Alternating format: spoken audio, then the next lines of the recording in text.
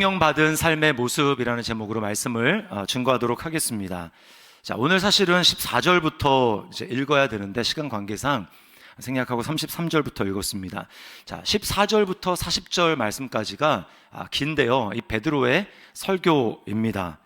나머지는 41절 그 이하의 말씀은 베드로의 설교를 들은 유대인들이 어떻게 반응을 보였는지 그들의 변화된 삶에 대해서 말씀을 하고 있습니다. 여러분이 읽지 못한 이제 14절부터 나머지 읽지 못한 부분을 꼭 나중에 읽어보시기를 바랍니다. 자, 베드로의 설교가 굉장히 길지만 제가 짧게 요약을 해드리면 이렇습니다. 자, 이들이 이제 오순절에 성령을 받고 외국어로 방언을 이제 말하지 않았습니까? 그러다 보니까 사람들이 그 모습을 보면서 야, 저들이 술에 취했다, 이렇게 말을 했습니다. 그러자 이제 베드로가 우리는 술 취한 것이 아니라 이렇게 외국어로 너희에게 얘기할 수 있는 것은 성령을 받았기 때문입니다. 우리가 성령의 부음을 받았기 때문인데 이 성령 부음 받은 것은 갑자기 일어난 일이 아니라 하나님께서 구약에 요엘이라고 하는 선지자를 통해서 이미 예언하신 일이고 이 일이 우리에게 이루어진 것이다. 그리고 우리에게 이렇게 성령을 부어주신 분은 다름이 아니라 너희가 십자가에 못 박아 죽인 그 예수, 나사렛 예수,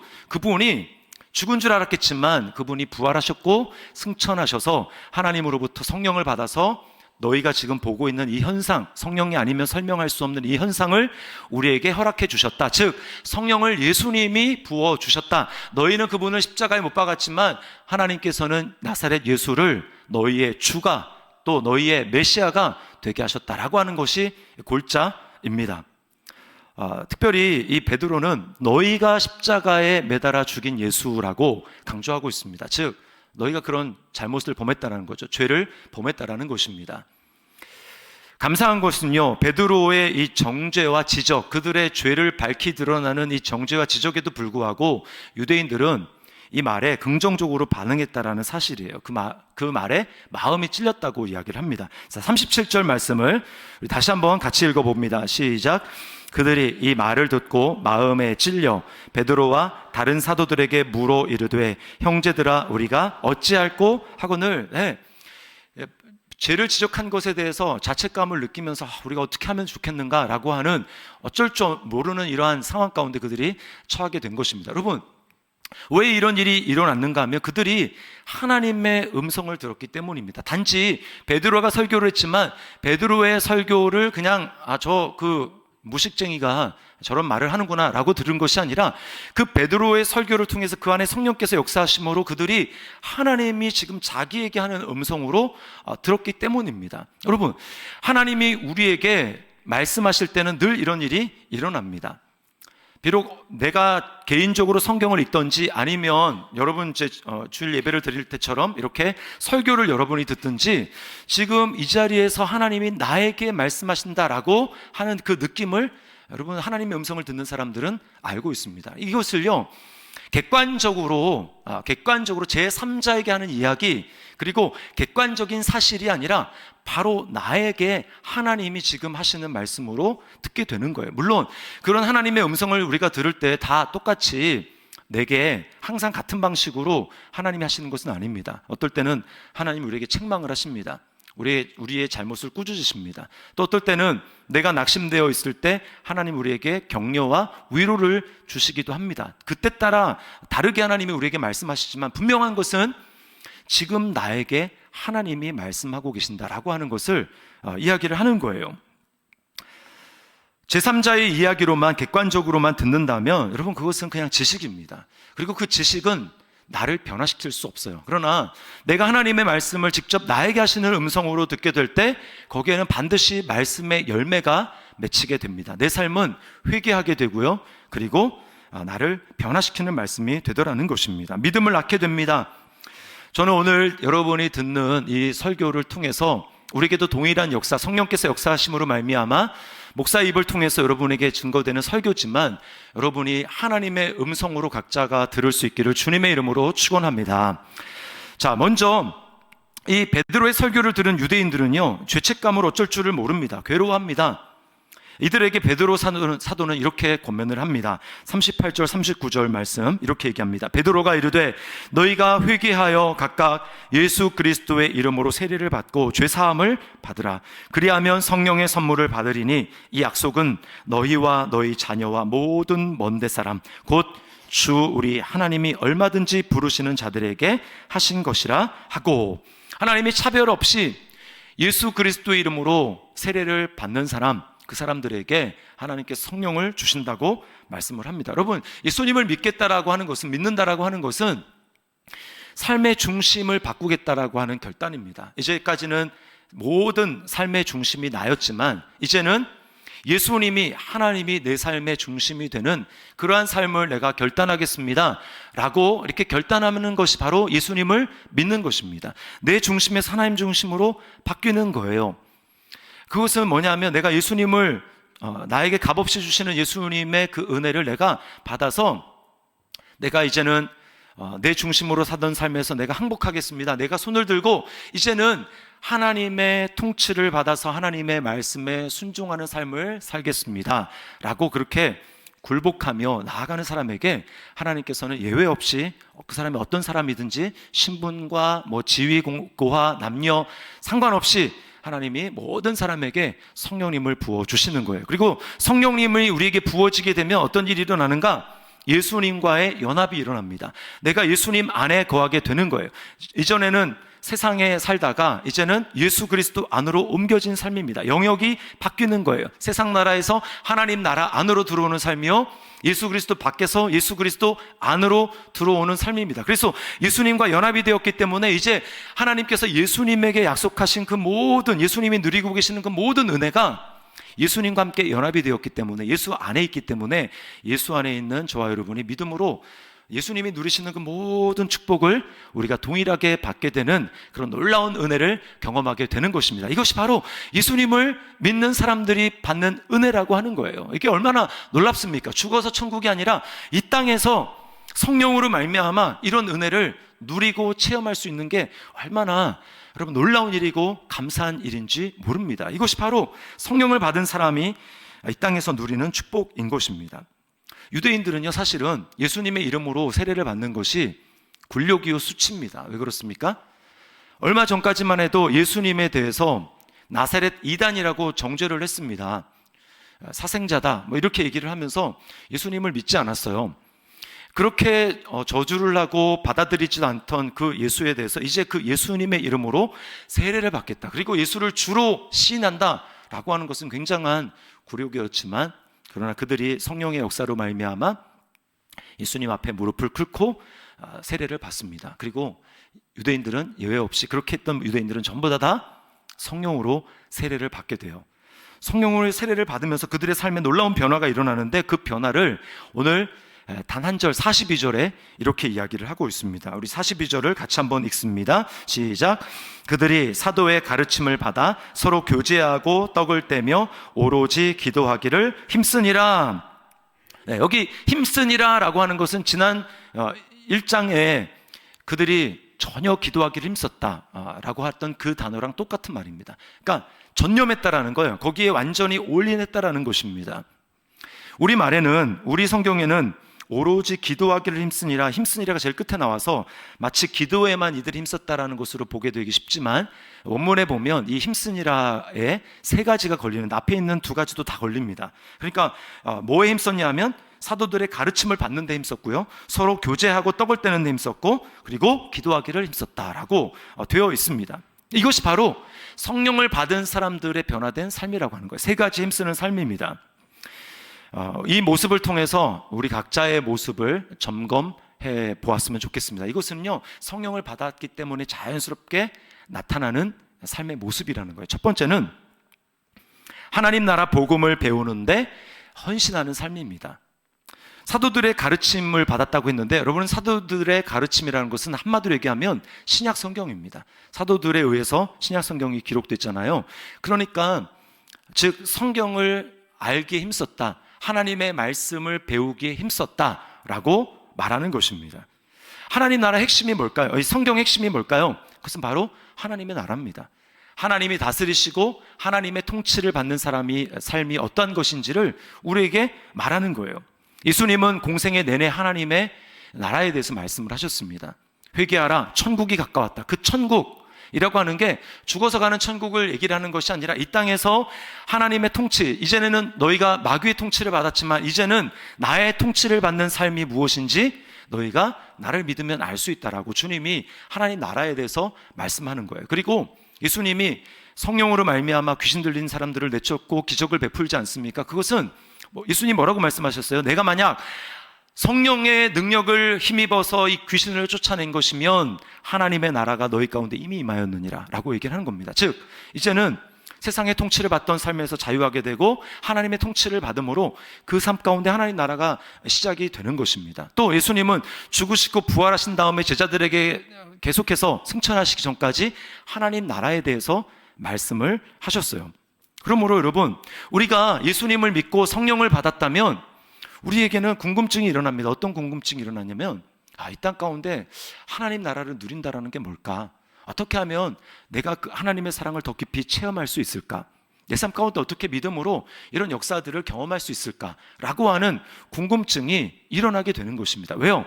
이제 우리가 하나님 나라 들어왔기 때문에 내 신분이 달라졌죠. 그리고 신분이 달라졌기 때문에 이 신분을 어떻게 내가 잘 누릴 수 있을까라고 하는 것에 대한 질문과 궁금증이 생기게 되는 거예요. 그러면 우리가 하나님 말씀을 배우기를 힘쓰게 된다라고 하는 거죠. 수요 오전 예배 때 이제 성경 통독 강의를 이제 4번 했습니다. 1년 계획하고 이제 말씀을 하는 건데요. 거기에도 핵심은 하나님 나라예요. 하나님 나라로 어떻게 성경 전체를 하나님 나라의 관점으로 볼 것인가. 그러면서 거기 참석하는 분들은 굉장한 유익을 누리고 있습니다. 지난주에 이제 한 어떤 집사님이 성경 이제 통독 강의를 듣고 저를 찾아왔어요. 이제 궁금한 점이 있다고 하면서 제가 찾아왔습니다. 그러면서 되게 이제 미안히 여기시더라고요. 목사님 바쁘신데 방해해서 죄송하다고. 여러분, 저 전혀 바쁘지 않습니다. 그러니까 성경을 읽다가 잘 모르는 거 있으면 또 잘 이해가 안 되는 것도 이거 여기서 이렇게 얘기하는데 서로 충돌되는 거 아닌가? 이런 거 있으면 얼마든지 여러분 이제 물으시면 됩니다. 제가 그래서 긴 시간 동안에 말씀을 잘 풀어서 알려드렸어요. 말씀을 알아가는 그 기쁨을 누리는 것이죠. 그렇게 해야 됩니다. 여러분, 우리는 신분만 변화되었다고 다 된 것이 아니에요. 예수를 믿는다라는 것은 아까도 말씀을 드렸지만 세상 나라에서 하나님 나라 시민으로 바뀌게 된 것입니다. 그러면 우리가 바뀌게 될 때 우리는 저절로 잘 사라지지 않잖아요. 새로 바뀌게 된 그 환경에 적응하기 위해서 배워야 됩니다. 남자분들이 이제 군대 대부분 갔다 오셨겠지만 군대 갔다고 해서 입대를 했다고 해서 그냥 당장 군인처럼 삶을 살아갈 수 있습니까? 그렇지 않습니다. 처음엔 되게 어설프죠. 그러나 훈련을 통해서 점점 군인다운 삶으로 변해가는 것입니다. 군복은 어떻게 입고 총은 어떻게 잡고 사격은 어떻게 하며 이런 것을 다 배우게 되는 거죠. 그리고 그 한 번 배우는 것으로 끝나는 것이 아니라 잊을만 하면 계속해서 반복을 합니다. 훈련을 반복해요. 그러다 보니까 점점 숙련된 군인으로서 자기 역할을 감당할 수 있는 그런 사람이 되는 것입니다. 하나님 나라 백성이 되는 것도 똑같아요. 성령을 받고 하나님 나라 백성이 되었지만 여러분, 우리는 익숙한 대로 살아간다고 우리의 삶은 어디에 익숙해져 있습니까? 세상에 살던 삶에 익숙해져 있어요. 그래서 얼마나 우리는 이제 익숙한 대로 살아가는지 하면 저는 가끔 그런 거 많이 느낍니다. 이제 교회 와서 간혹 가다가 이제 교회에서 저 싱크대에서 이제 물을 이렇게 써야 될 때가 있어요. 그러면 저도 모르게 이렇게 발을 이렇게 왔다 갔다 합니다. 왜냐하면 집에는 이제 센서가 있어가지고 이렇게 쓱 하면은 물이 쫙 나오거든요. 근데 교회는 없습니다. 그럼에도 불구하고 이제 저도 모르게 발을 이렇게 해요. 그 이유는 익숙하기 때문에 그렇게 반응을 하는 거죠. 그럼 제가 참 웃습니다. 그러면서 이렇게 습관대로 행동하는, 나도 모르게 습관대로 행동하는 것이 인간이구나. 그러면 우리는 예수님을 믿어서 신분이 변화되었다고 하더라도, 성령을 받았다고 하더라도 이전에 살아가던 삶에 익숙해서 살아가는 거예요. 그렇다면 익숙한 이전의 삶을 살아가는 게 믿음으로 살아가는 겁니까? 아니죠. 이전에 살아가던 삶의 핵심은 뭐냐면 그냥 눈에 보는 대로 살아가는 것입니다. 느껴지는 대로, 본 대로 그렇게 살아가는 거예요. 그러나 하나님 나라의 삶은 무엇입니까? 하나님 나라의 삶은요, 처음부터 끝이 다 믿음으로 살아가는 삶입니다. 여러분 어떻게 구원받습니까? 믿음으로 구원받죠. 어떻게 기도 응답을 받습니까? 믿음으로 받는 거예요. 어떻게 하나님의 은혜를 경험합니까? 이것도 믿음으로 받는 것입니다. 그래서요, 하나님 나라의 삶은 처음부터 끝까지 믿음에서 믿음에 이르게 하나니, 이것이 바로 하나님 나라의 삶인 거예요. 그러면 믿음으로 살아가는 것이 무엇인지 배워야 합니다. 여러분은 매일매일의 삶을 믿음으로 삽니까? 내가 예수님 믿는 것은 믿음으로 믿었을지 모르지만 대부분의 삶은 믿음으로 살지 않고 그냥 보이는 것에 따라 살아갑니다. 안 좋은 일이 일어났어요. 어려운 일이 일어났습니다. 그럼 어때요? 딱 보면서 아이고 큰일 나네, 걱정하면서 염려하면서 거기에 매여서, 그 문제에 매여서 살아갑니다. 하나님은 우리에게 그런 상황 가운데서도 믿음으로 반응하기를 원하시는 거예요. 누군가 여러분에게 집사님, 저 믿음으로 살고 싶은데 믿음으로 살아가는 게 도대체 뭡니까? 어떻게 해야 믿음으로 살 수 있습니까? 라고 여러분에게 물어보면 여러분 뭐라고 대답하시겠습니까? 잘 답변하는 분도 있겠지만 대부분은 갑자기 하면서 머리를 극적극적 거릴 거예요. 우리는 믿음으로 살아가는 게 훈련이 되어 있지 않습니다. 그냥 감정대로 살아가고요, 눈에 보이는 환경을 바라보는 대로, 내 생각대로 그렇게 살아가게 되어 있어요. 믿음으로 살아가려면 배워야 합니다. 하나님 말씀을 배워야 하는 거예요. 그리고 한번 그냥 배웠다고 그것이 지식으로 그렇구나 라고 한다고 해서 잘 사라지는 게 아닙니다. 계속해서 말씀을 반복해야 돼요. 훈련해야 됩니다. 그리고 그 말씀이 내 안에 남아있어야 돼요. 그럴 때 그 말씀을 따라서 우리가 반응하면서 믿음으로 살아갈 수가 있는 것입니다. 지난주에 풍삼기 제자훈련 이제 수료한 분들이 다 모여가지고 제가 이제 물어봤습니다. 어떻게 살고 계시냐? 그랬더니 훈련, 어떤 분은 이제 뭐 한 달, 훈련 끝난 지 한 달 되신 분도 있고, 또 어떤 분은 이제 뭐 몇 개월, 어떤 분은 막 1년 가까이 되신 분도 있습니다. 이제 끝난 지 얼마 안 된 분들은 비교적 내용들을 잘 숙지하고 계시고, 그리고 은혜로 살아가고 계세요. 근데 오래되신 분들은 이제 또 많이 잃어버리고 있습니다. 그래서 그 일을 다시 하는 이유는 뭐냐면, 제가 말씀을 드렸지만 수료가 없어요. 수료가 계속해서 반복하는 것입니다.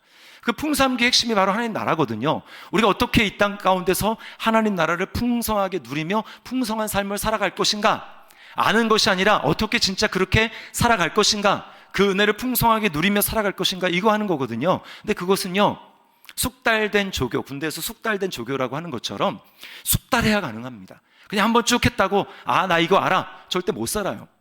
조금 살지만 대부분은 살지 못합니다. 그럼 어떻게 해야 됩니까? 나 이거 했어, 나 그 훈련 받았어, 그것으로 끝나는 것이 아니라 계속 반복하면서, 두 번째 반복하면서는 내가 왜 안 되고 있는지 나의 문제점을 발견하고 내가 여기에 걸려 있구나, 내 삶의 문제는 바로 여기 있었구나 라고 하는 것을 점검하고 발견하는 것입니다. 그리고 다시 도전하는 것이죠. 믿음으로 말씀을 내 삶 가운데 적용해서 도전하는 것입니다. 여러분, 우리가 하나님 나라의 말씀을 우리가 대할 때 그렇게 해야 된다는 거. 안다, 나는 안다. 아는 것이 삶이 아닙니다. 그것을 꼭 기억해 하셔야 돼요. 여러분, 그래서 말씀대로 살아낼 수 있기를 주님의 이름으로 축원합니다. 아는 것으로 그치지 말고 반복함으로 말미암아 하나님 말씀대로 살아낼 수 있기를 주님의 이름으로 축원합니다. 두 번째는요, 성령 받은 삶의 두 번째 열매는 사랑의 교제를 나누는 것에 헌신하는 것입니다. 사랑의 교제에 헌신하는 거예요. 자, 42절 말씀해 보면 서로 교제하고 떡을 떼며 라고 말을 합니다. 그리고 그런 삶이 구체적으로 무엇인지 44절에서 46절에 자세히 나와 있어요. 우리 읽었지만 다시 한번 44절부터 46절을 읽어보겠습니다. 믿는 사람이 다 함께 있어 모든 물건을 서로 통용하고 또 재산과 소유를 팔아 각 사람의 필요를 따라 나눠주며 날마다 마음을 같이하여 성전에 모이기를 힘쓰고 집에서 떡을 떼며 기쁨과 순전한 마음으로 음식을 먹고. 자, 초대교회 성도들이 성령을 받고 교제했던 모습을 보십시오. 이들은 시간을 함께 보냈습니다. 다 함께 있어 날마다 마음을 같이하여 성전에서도 모이고 또 집에서도 모였다고 이야기를 합니다. 여러분, 자주 모여야 해요. 시간을, 믿음의 형제 자매들에게 시간을 헌신하는 겁니다. 투자하는 것입니다. 서로의 삶의 우선순위를 내는 것이죠. 성령을 받은 사람은요, 성령 받은 사람들에게 끌리게 되어 있어요. 두 가지 선택지가 있을 때 믿는 사람들은 반드시 이 한 가지의 선택을 하게 됩니다. 뭐냐면 두 가지 선택이라는 것은 한쪽은 세상에서 굉장히 유력한 사람들의 모임이 있어요. 잘 나가고 세상에서 유명하고 뭐 셀럽 이런 모임이 있습니다. 근데 이 사람들은 예수님을 몰라요. 또 한쪽은 뭐 세상에서 뭐 사람들이 잘 모르는 그냥 무명 집단입니다. 근데 이 사람들은 예수님을 믿어요. 자, 동시간대에 같은 모임이 있을 때 예수 믿은 사람, 마음에 성령을 받은 사람은 어떤 모임을 선택할 것인가? 그건 분명합니다. 하나님의 성령을 받은 사람의 모임에 참여하게 됩니다. 그 일에 우선순위를 둡니다. 왜 그렇습니까? 같은 곳을 바라보며 한 소망을 가지고 살아가는 사람들이기 때문이에요. 한 영을 받았습니다. 한 성령을 받았습니다. 말이 통합니다. 그렇기 때문에 거기서는 마음을 터놓고 이야기를 할 수 있어요. 그러나 아무리 세상에서 알아주는 유명한 사람들의 모임이라고 할지라도 영이 달라요. 성령이 없습니다. 그렇다면 진짜 속 얘기를 할 수 없어요. 저는 그런 거 많이 느낍니다. 세미나 같은데 얼마나 많이 가봤겠습니까, 제가? 그러면 이제 목사님들이 모이는, 뭐 교육자들이 모이는 세미나입니다. 그러면 뭐 다 각 곳에서 처음 보는 분들이에요.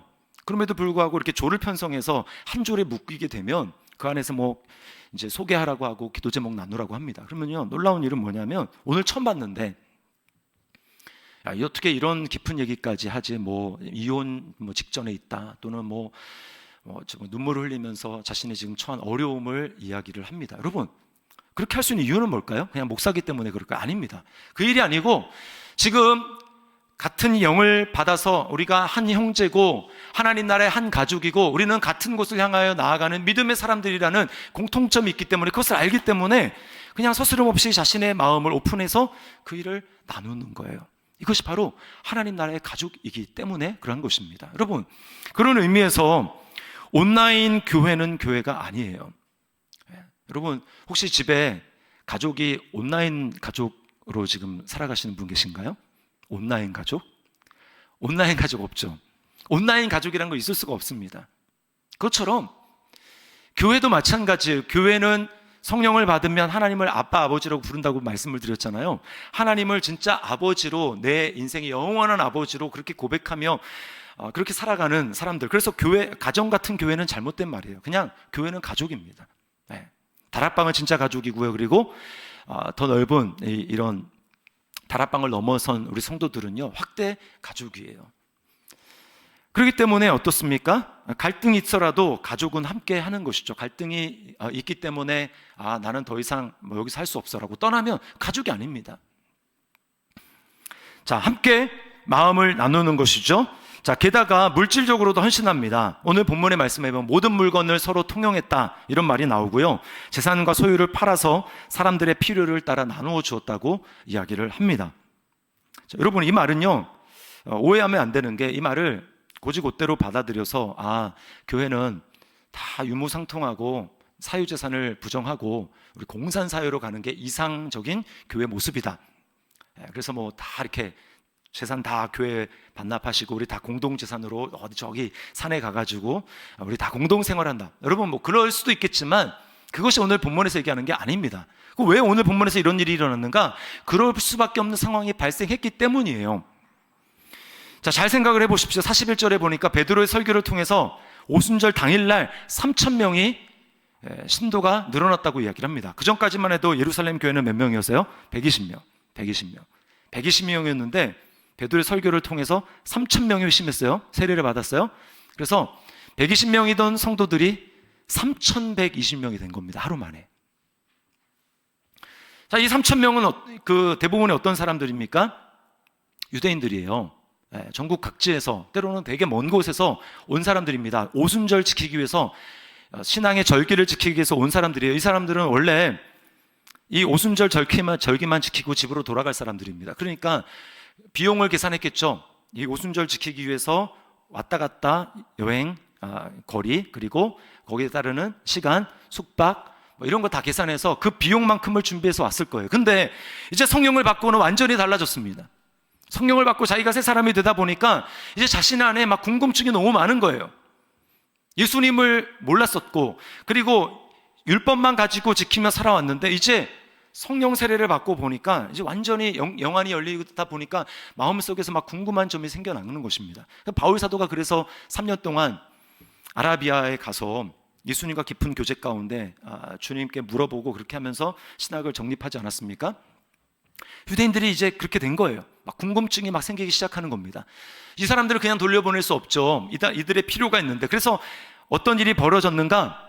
갑자기 급조된 이 성경 세미나, 몇 박 며칠 했는지 모르겠어요. 성경 세미나 수련회가 시작이 된 겁니다. 여러분, 수련회 하시면 알겠지만 다 돈 아닙니까? 3,000명이 여러분 함께 수련회를 한다고 생각을 해보십시오. 먹여야 되죠. 잠자리 제공해야 되죠. 숙식 뭐 다 돈입니다. 다 돈.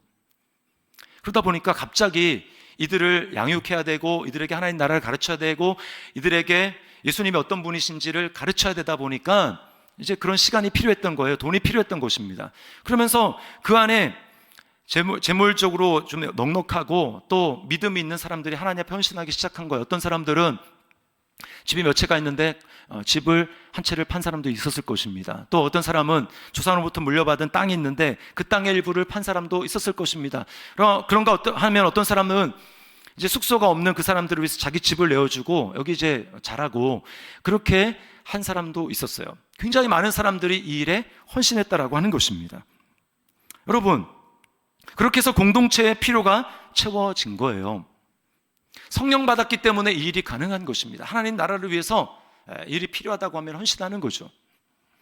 제가 참 감사한 것은 우리 교회에 주님을 사랑하는 마음으로 공동체를 위해서 헌신하는 분들이 참 많이 있다라는 거예요. 매주 우리가 식사하지만 지금도 그렇고 계속해서 뭐 한 주마다 계속 이제 뭐 이래서 섬기겠습니다, 이래서 감사하게 섬기겠습니다, 이런 분들이 계속 이어지고 있습니다. 얼마나 감사한지 몰라요. 그런가 하면 뭐 또 지난주에 주일학교 물품 필요하다고 하니까 또 헌신해 주셨잖아요. 그리고 오늘 또 뭐 버스에 헌신하시고, 버스 대절한 거 헌신하시고, 그 외에도 무슨 수련회다 뭐 이런 거 한다 그러면 굉장히 많은 분들이 오셔서 섬기고 수고하고 하심으로 말미암아 지금까지 더시티 사랑의 교회가 이렇게 올 수 있었습니다.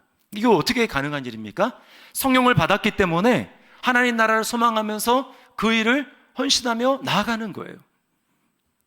이것이 바로 사랑의 교제를 나누고 헌신하는 것, 성령 받은 자의 모습이라고 하는 것입니다. 자, 마지막 세 번째는, 성령 받은 삶의 열매 세 번째는 예배와 기도에 헌신하는 것입니다. 오늘 말씀에 오로지 기도하기를 힘썼다라고 이야기를 합니다. 그리고 47절에는 뭐라고 합니까? 하나님을 찬미하며 라고 이야기를 해요. 교회 공동체는 예배하는 공동체입니다. 그리고 예배의 가장 핵심은, 말씀 듣는 것도 있지만요, 예배의 가장 핵심은 여러분이 하나님 앞에 감사로 찬양하는 것입니다. 그래서 외국에서는 예배하면 이제 예배 인도자 하면 그 사람은 찬양 인도자를 예배 인도자라고 해요. 찬양이 예배입니다. 전심으로 하나님을 찬양하는 거예요. 이제 2주 전에 청소년부 수련회가 있었잖아요. 청소년부 수련회. 올해가 되면서 이제 우리 딸이 이제 청소년부에 찬양 선생님으로 섬기기 시작했어요. 그러니까 작년까지 중고등부였는데 이제 올해 되면서 이제 교사로 찬양으로 섬기게 됐습니다. 근데 이제 수련회를 준비하면서 찬양을 이제 막 연습을 해야 되잖아요. 수련회에 가서 여러 곡을 하니까. 그래서 혼자 찬양하는 게 좀 그랬는지 동생을 꼬셨습니다. 야, 너도 찬양팀 해라. 내가 보기에도 찬양 잘해. 이렇게. 그래서 약간 좀 살짝 빈말 섞어가지고 꼬셨어요. 두 사람이 이제 같이 찬양팀을 서게 됐습니다.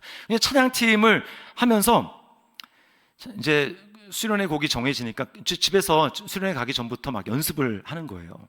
네, 잘 치지도 못하는 기타를 가지고, 집에 이제 제가 치는 기타가 있는데 그걸 가지고 기타를 치면서 연습을 합니다. 소리도 막 쨍한 소리가 안 나고 막 띡띡띡띡 거려요. 이게 제대로 안 잡아가지고. 그럼에도 불구하고 찬양을 하는 거예요. 그리고 이제 수련회 때 은혜를 받고 또 집에 왔잖아요. 그러다 보니까 수련회 때 받은 은혜대로 또 이제 집에서 끝났음에도 불구하고 찬양을 계속합니다. 근데요, 찬양을 하면서 놀라운 일이 일어나는데, 그게 뭐냐면, 여러분, 찬양의 능력이 있습니다. 여러분 믿습니까? 입술을 열어서 거기에 마음을 쏟아서, 내 마음, 진심을 쏟아서 그 찬양의 가사에 다 하나님 말씀에 대한 것 아닙니까? 거기 쏟아가지고 할 때 찬양하기 전까지만 해도 마음에 우울하고 또 마음에 불안하고 염려가 있고 또 원망하고 불평하는 마음이 있는데요, 어떻게 됐든 일단은 기타 잡고 찬양을 하면 하나님께서 바꾸기 시작하시는 거예요. 그리고요, 찬양을 뭐 한 20분 막 30분 하고 난 다음에 아이들이 스스로 고백합니다. 아빠, 찬양에 놀라운 능력이 있는 것 같아. 찬양을 통해서 내 마음이 변하는 것을 내가 느껴 라고 하는 것을 아이들이 고백하는 것입니다. 여러분, 기분이 좋기 때문에 찬양하는 것이 아니라 찬양하면 하나님께서 우리 삶을 변화시켜 주실 줄 믿습니다. 그러므로 여러분, 성령 받은 사람들은 우리 안에 성령님이 계시기 때문에 이렇게 찬양하는 거예요. 예배하는 것입니다. 거기에 힘쓰는 것입니다. 그런가 하면 또 기도하는 공동체라고 하는 것입니다. 초대교회는 합심해서 기도하는 공동체였습니다. 세상은 자기 지혜와 자기 지식으로 살아가지 않습니까? 그러나 기도한다라는 건 뭐예요? 눈을 감고 무릎을 꿇으면서 하나님, 내 지혜로는 살아갈 수 없네요. 내 지식으로는 더 이상 안 되네요. 길이 막혔네요. 더 이상 어떻게 해볼 방법이 없습니다.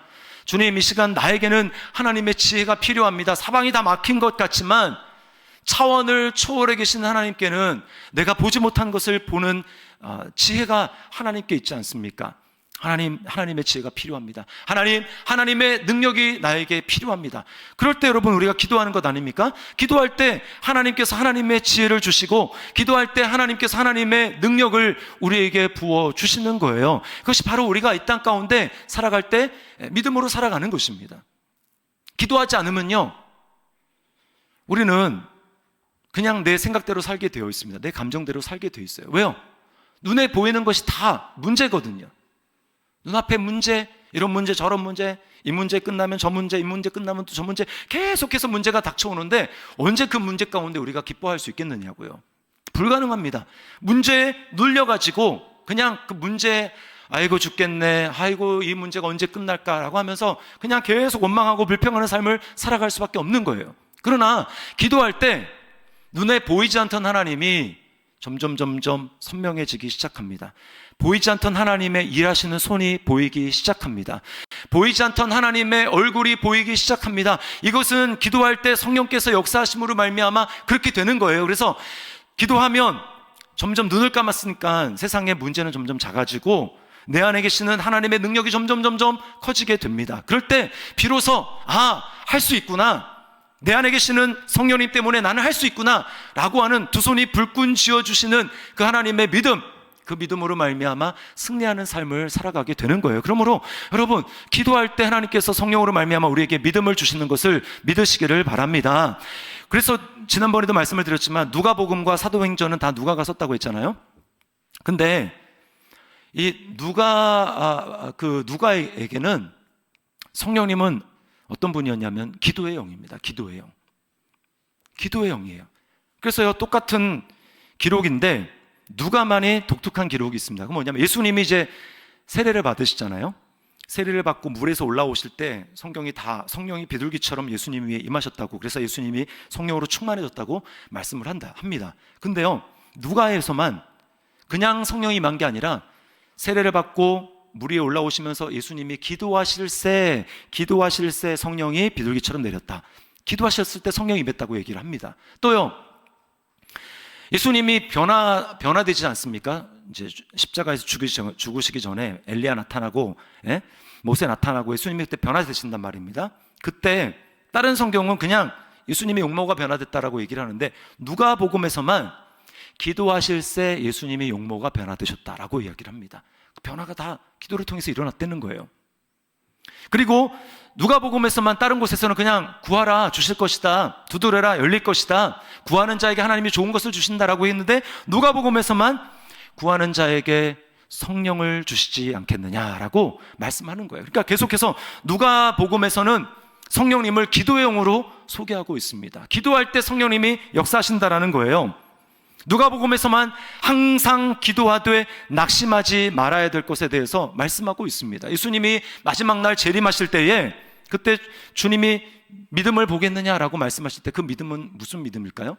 그 믿음은 주님의 약속을 끝까지 믿으면서 현실을 바라보며 낙심하고 절망하고 아예 죽겠네 이런 삶이 아니라 주님의 말씀을 기억하면서 하나님 앞에 기도하는 사람입니다. 낙심하지 않고 기도하는 사람, 끝까지 인내하며 기도하는 사람, 인자가 다시 올 때 그런 사람을 보겠느냐라고 말씀을 하고 계시는 거예요. 그러므로 여러분, 성도의 삶의 차이는 다른 차이가 아닙니다. 그 차이는 성경을 얼마나 많이 받느냐, 그 차이도 조금 있을 수 있겠습니다만, 그 차이는요, 기도의 차이입니다. 기도의 차이. 기도를 하는가 하지 않는가.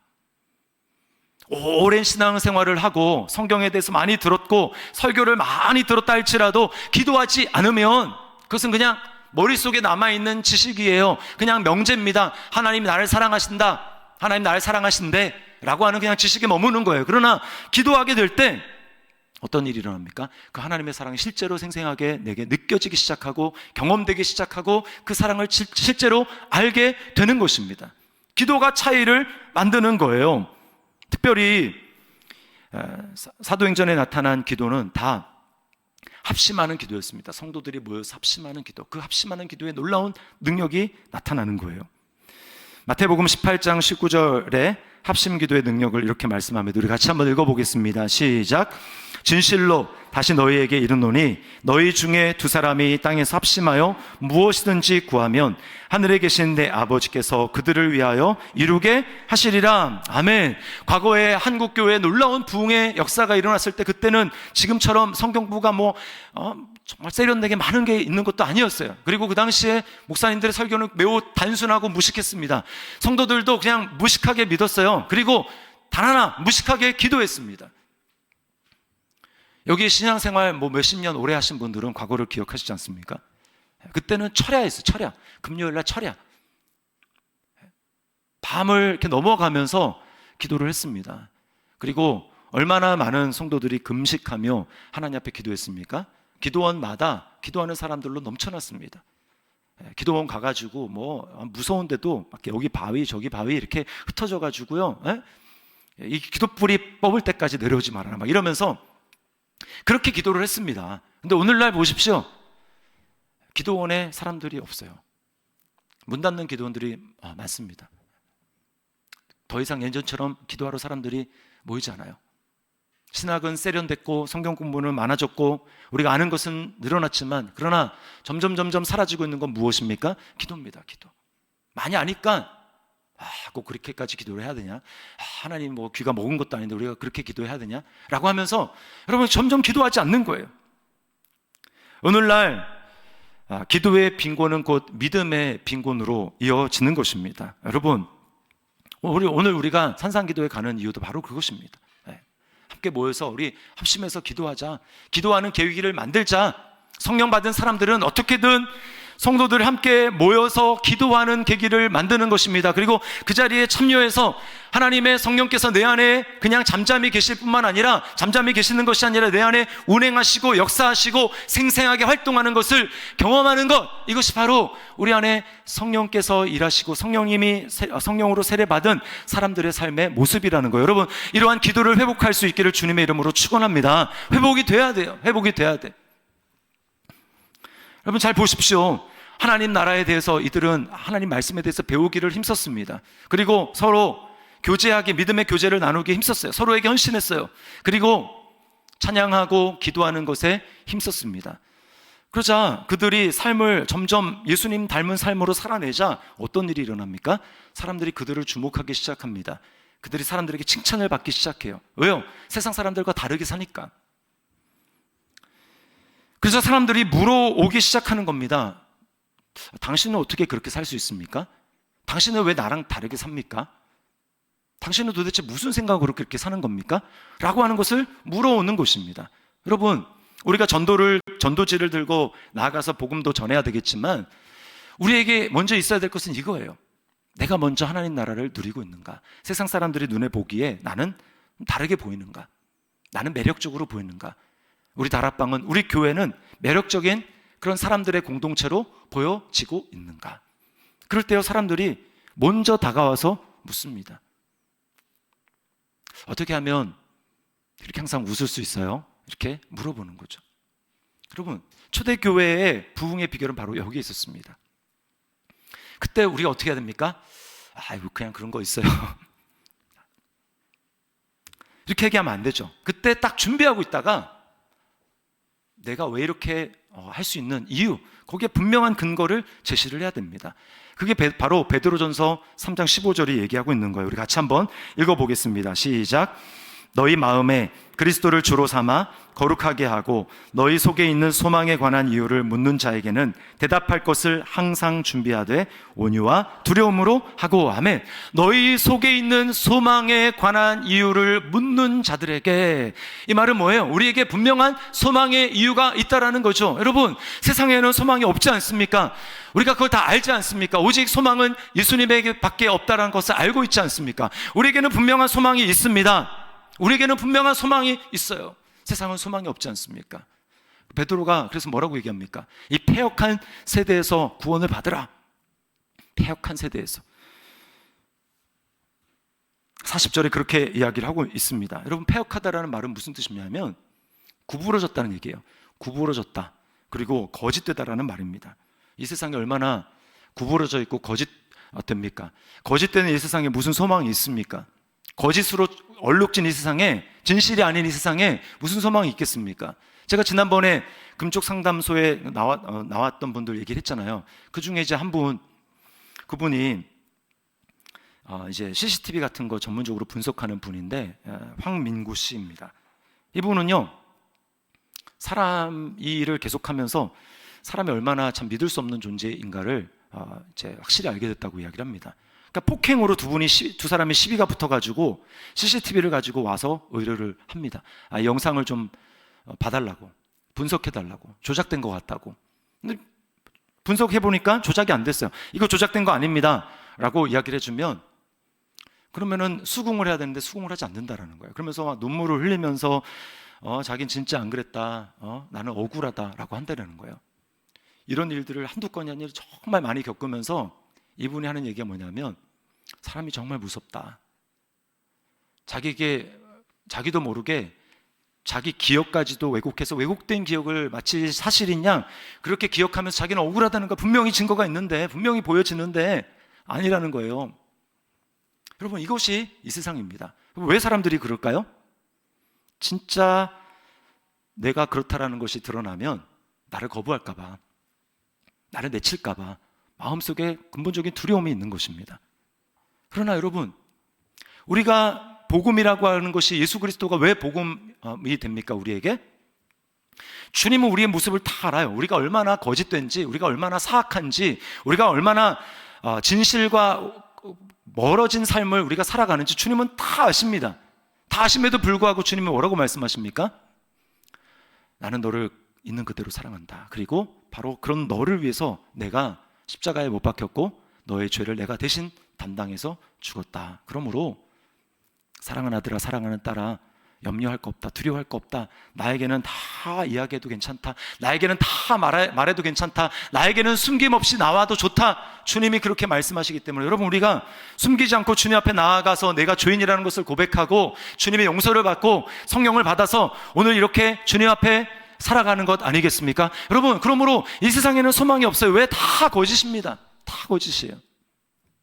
주님 안에만 소망이 있는 것을 여러분 믿으시기를 바랍니다. 그리고 주님을 소망으로 삼고 살아서 우리가 살아가게 될 때 우리는 점점 진실해지는 겁니다. 왜요?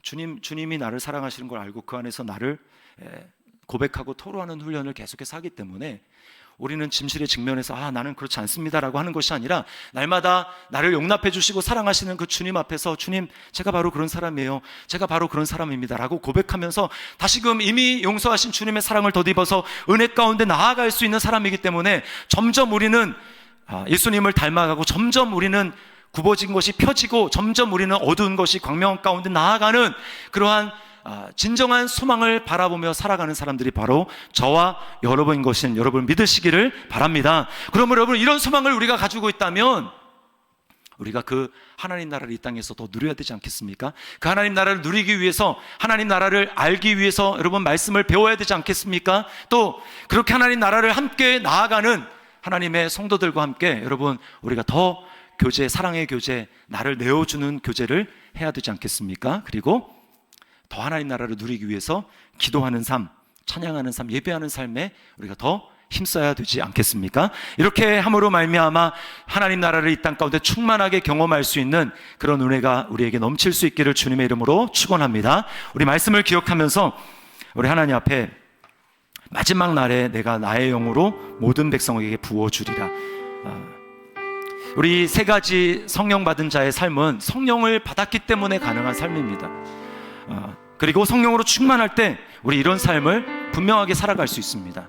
이 시간 우리 찬양 하나님 앞에 드리면서 주님, 저를 더 성령으로 충만하게 해주십시오. 그래서 이런 삶을 살아낼 수 있도록 인도하여 주시고, 또 이런 삶을 삶으로 말미암아 계속해서 내가 성령 충만함을 또 유지할 수 있도록 인도해 달라고 이 찬양 우리 하나님 앞에 우리 박수치며 찬양하며 나가겠습니다.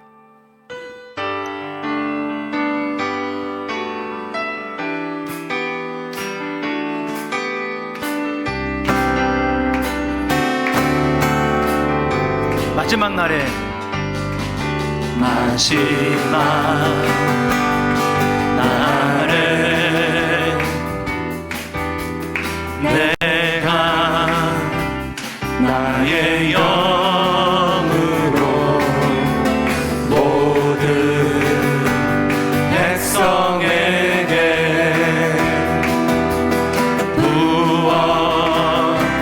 부어주리라. 자녀들은 예언할 것이요 청년들은 환상을 보고 아기들은 꿈을 꾸리라.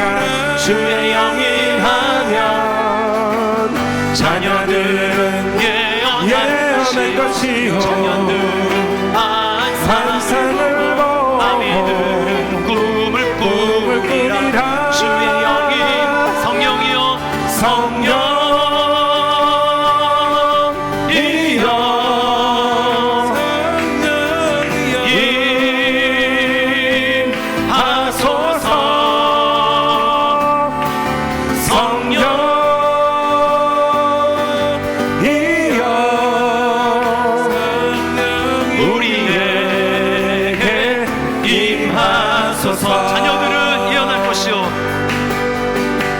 자녀들은 예언할 것이요 청년들은 환상을 보고 아비들은 꿈을 꾸리라. 주의 영이 임하면 자녀들은 예언할 것이요 청년들은 환상을 보고 아비들은 꿈을 꾸리라. 주의 영이 임하면 성령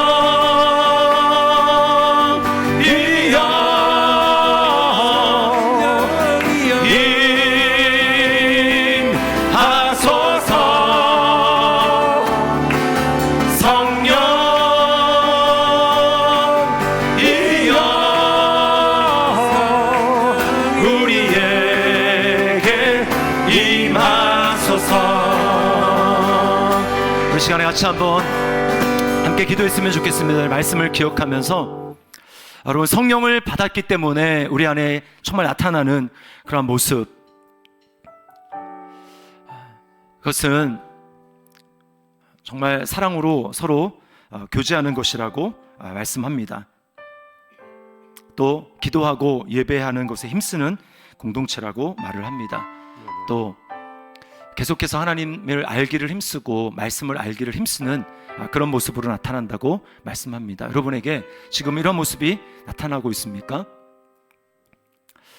이 시간 우리가 성령님을 구했으면 좋겠습니다. 주님, 성령님, 이 시간 내 안에 충만하게 역사하여 주셔서 성령 받은 자의 삶의 모습으로 살아갈 수 있도록 인도하여 주시고, 하나님 나라의 소망을 가지고 이 땅 가운데 하나님 나라를 누리며 살아갈 수 있도록 주님 나에게 은혜를 베풀어 주시옵소서. 이 시간 주님 그렇게 살아가게 될 때 주님 나의 삶을 보고 믿지 않는 사람들이